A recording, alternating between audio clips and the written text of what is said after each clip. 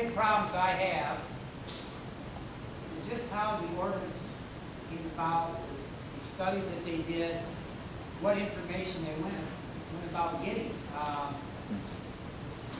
Rick James, I could be corrected, but I do not know of any time, and we were requested by our former planning commissioner to have a sound expert who was unbiased, independent. But that's exactly what they did not do when they got Rick James as their man to give them all this information. At no point, and I'll stand corrected, somebody else can tell me, at no point has Rick James ever went about and defended the wind industry. He is what they call a hired gun. And if he's supposed to be independent, you would think at some point Mr. Rick James would have said, hey, this is what I know about wind and sound and everything. And he would have been hired by somebody to defend a wind project, but I don't see that.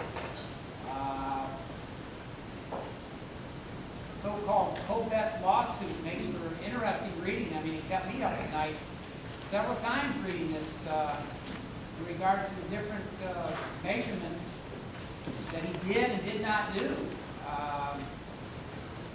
And again, this is the man that a great deal of our ordinance is based on. This man's work and his writings and his references. For example, in the Covet's lawsuit, he testified that the couple could not sleep because there was such noise. It was sleep. They would experience certain sleep disturbance. When he was asked in the courtroom where the Covets were when he did his test, he said they were sleeping in a nearby room. And that's exactly what happened. It says here, laughter in the courtroom. That is the man who is most of our ordinance is based on is Mr. Rick James, and I have a big problem with him. And does anybody else have a question in regards to how exactly the ordinance, or have a problem with how the ordinance came about?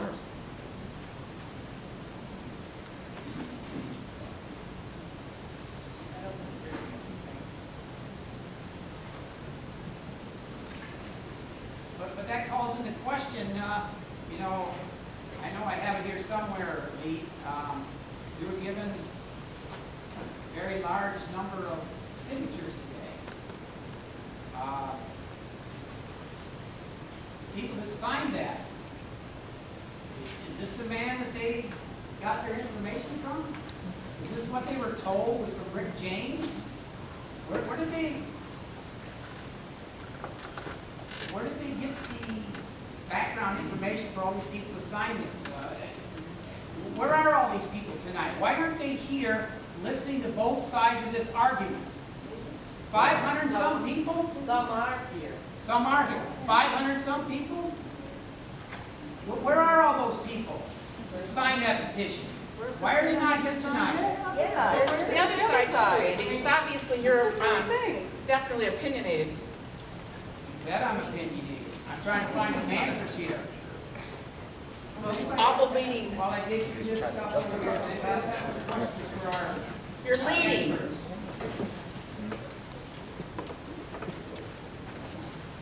How about property value guarantees? Anybody ever read one of these?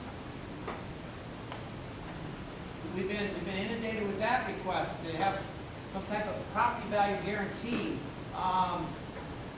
If we go that route, why not make people have to obey certain laws and regulations? If they're going to have a certain guarantee and a certain result, we're going to have to guarantee that people obey certain laws and regulations.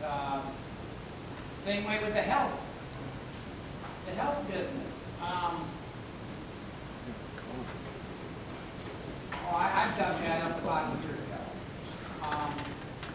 People say there's gonna be health problems, and that we should check with our doctors. Mr. Abbey has stated that numerous times. Mr. Abbey, I respect your opinion. You're one of the more interesting people that come to these meetings. But if you're gonna state that there's gonna be health problems, check with your doctor before these things go in, then I'm gonna pass some resolutions and laws that say that you can't drink pop, you can't stay up at night watching the Olympics past 11 o'clock. But you gotta exercise, you gotta do marathons like I do, okay? I'm gonna pass some resolutions like that if we're gonna have those kinds of talk. No, for years, Big Tobacco argued that tobacco was safe and good for you. This is us, I understand. I've heard you, Mr. Abbey, and again, I appreciate everything you've put into this.